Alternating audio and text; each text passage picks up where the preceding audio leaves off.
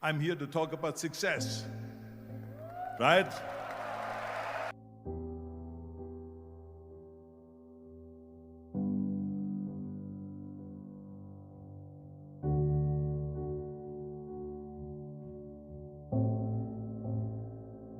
The first rule of success is to have a vision. You see, if you don't have a vision of where you go, and if you don't have a goal where you go, you drift around and you never end up anywhere.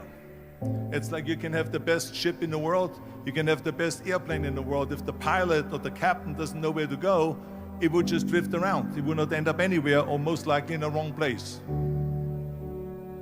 So I was very fortunate that I stumbled onto my vision. I mean, as you know, I was born in 1947 in Austria after the Second World War. And I didn't really like Austria when I grew up. I couldn't wait to get out of there. I couldn't see myself becoming a farmer or a worker in a factory or anything like that, even though my parents wanted me to stay there and have a normal life. My father wanted me to become a police officer like he was. My mother wanted me just to stay there and marry a girl with the name of Heidi, hopefully, and have a bunch of kids and run around like the Van Trapp family in The Sound of Music. But that was their vision, not mine. My vision was totally different. I felt that I was born for something special, for something unique, for something big. Do you know how great it felt that I knew where I was going? Imagine the majority of people don't know where they're going. When you have a goal, when you have a vision, everything becomes easy. Because remember that in America, for instance, when you study, you will see the percentage of people that like their jobs. 74% hate their job in America. Now, there is not much different when you come to Europe. The majority of people don't like what they're doing because they're really not doing it because they didn't have a goal and they followed this goal. They just aimlessly drift around, and then all of a sudden there's a job opening, so they get that job because you have to work. But then when you work, it's a chore. It's work. It's not fun. So if you think about, only a quarter of the people really enjoy what they're doing in life. That is unbelievable if you think about it. So I felt so blessed that I knew what I was doing. It's like a medical student that studies and knows he wants to become a doctor. You know where to go. So I knew where to go. So people always ask me, when they saw me in the gym in the pumping iron days, they say, why is it that you're working out so hard? 5 hours a day, 6 hours a day, and you have always a smile on your face. The others are working out just as hard as you do, and they look sour in the face. Why is that? And I told people all the time, I said, because to me, I'm shooting for a goal. In front of me is the Mr. Universe title. So every rep that I do gets me closer to accomplishing that goal, to make this goal, this vision, turn into reality. Every single set that I do, every repetition, every weight that I lift will get me a step closer to turn this goal into reality. So I couldn't wait to do another 500-pound squat. I couldn't wait to do another 500-pound bench press. I couldn't wait to do another 2,000 reps of sit-ups. I couldn't wait for the next exercise, for the next half hour of posing and all the kind of things that you have to do to be a champion.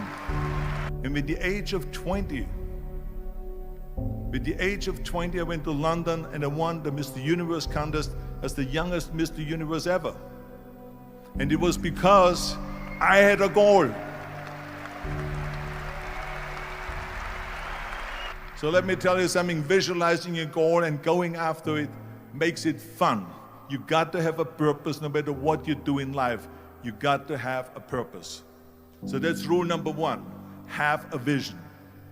Rule number two is, don't listen to the naysayers.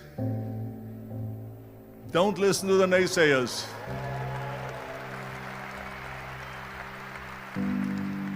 Everything I ever did, the thing that I heard out of people's mouth was, that's impossible. that can't be done or no. So whenever someone said to me, it can't be done, I heard it can be done. When they said no, I heard yes. And when they said it's impossible, I heard it is possible. I'm a strong believer of what Nelson Mandela said, that everything is always impossible until someone does it. Well, I'm going to be the one, I said to myself, I'm going to do it and I'm going to show it to them. Maybe it has never been done before. That's perfectly fine with me. But I'm going to do it. And I did not listen to the naysayers.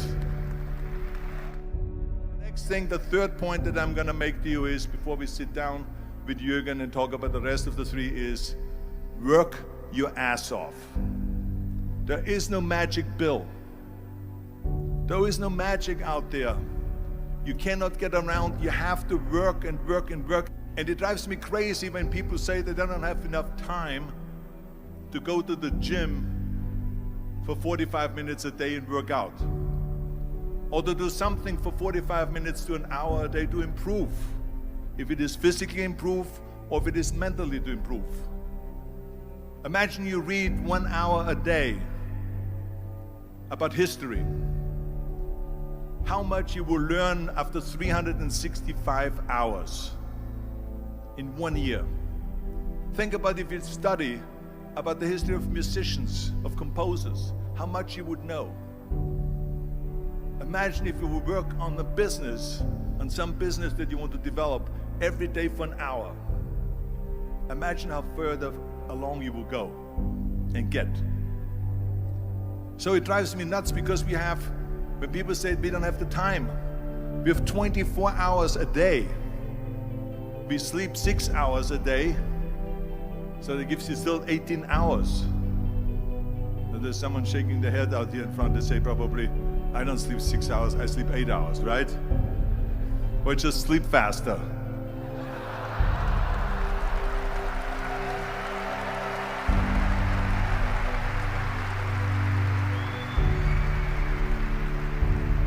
So we have 18 hours a day. The average person works around 8 to 10 hours. So let's assume it's 10 hours, so we have 8 hours left. Then you travel around an hour a day, maybe 2 hours a day. So now you have still 6 hours left. So what do you do with these 6 hours? What do you do with these 6 hours? Then we eat a little bit, then we schmooze a little bit, talk a little bit to people and all that stuff. But you can see how much time there is available if you organize your day. So you got to work hard. I mean, let me tell you something. When I went to America, I went to college. I went and worked out 5 hours a day. And I was working on construction. Because in those days in bodybuilding, there was no money. I didn't have the money for food supplements or anything. So I had to go to work. So I worked on construction. I went to college. I worked out in the gym, and at night from 8 o'clock at night to 12 midnight, I went to acting class 4 times a week. So I did all of that. There was not one single minute that I wasted. I became very friendly with Muhammad Ali in the 70s. And Muhammad Ali worked his butt off. And I saw it firsthand. And I remember that there was a sports writer that was there in the gym when he was working out and he was doing sit-ups. And they asked him, how many sit-ups do you do? And he said, I don't start counting until it hurts. Now think about that. He doesn't start counting his sit-ups until he feels pain. That's when he starts counting. That is working hard. And so you can't get around the hard work. It doesn't matter who it is. As a matter of fact, I believe what Ted Turner said, work like hell and advertise.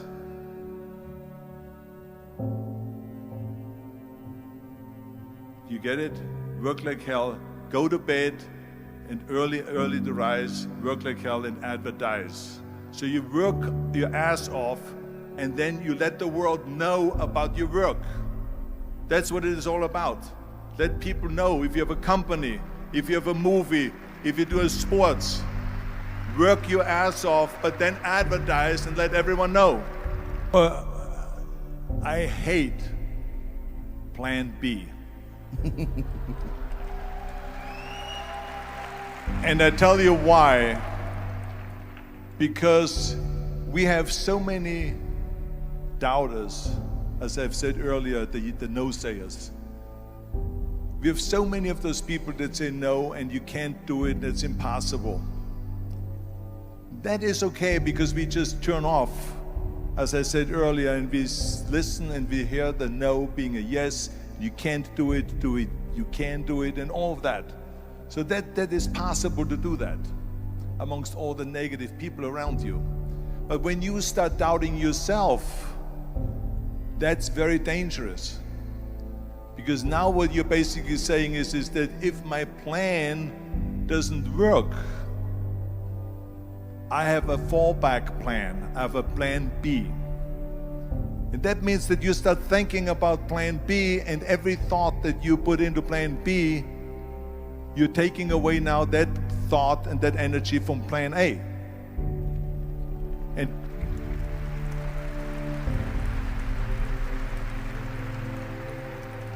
And it's very important to understand that we function better if there is no safety net, because plan B becomes a safety net. It says that if I fail, then I fall and I get picked up and I have something else there that will protect me.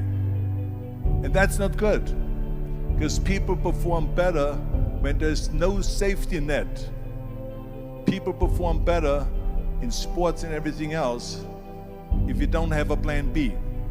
To me, it is very dangerous to have a plan B, because you're cutting yourself off from the chance of really succeeding. And the reason, one of the main reasons why people want to have a plan B is because they are worried about failing. What is if I fail, then I don't have anything else?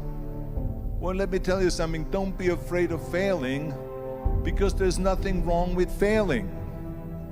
You have to fail in order to climb that ladder. There's no one that doesn't fail. We all fail. It's okay.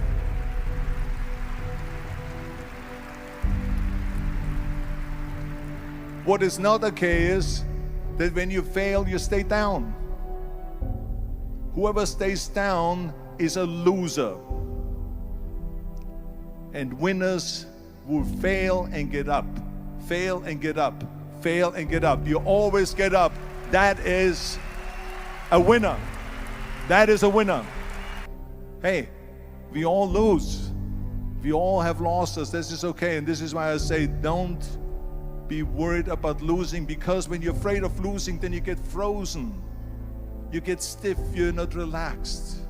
You got to be, in order to perform well in anything, if it's in boxing or if it is on your job or with your thinking, is only happening when you relax. So relax. It's okay to fail. Let's just go all out and give it everything that you got. That's what it is all about. So don't be afraid to fail. This is one of my 6 rules to success. You can only feel complete as a person if you think about what can you do for your fellow member around you that maybe needs help. I felt like that. Everyone has a different motivation why you get into that. I was an immigrant going to America, and I saw how America was the most generous country in the world. I mean, they opened up their arms to me, they helped me, they invited me for Thanksgiving dinner. The people, they brought me, the bodybuilders in the gym brought me plates to my apartment because I had no plates, I had no silverware, I had no bedware, I had no pillows, I had no blanket, I had no TV, I had no radio, I had nothing. They brought it to my apartment. They helped me. And I saw that firsthand, this generosity in America. And I said to myself, as an immigrant that is being embraced with open arms, that I need to go and make sure that I give something back.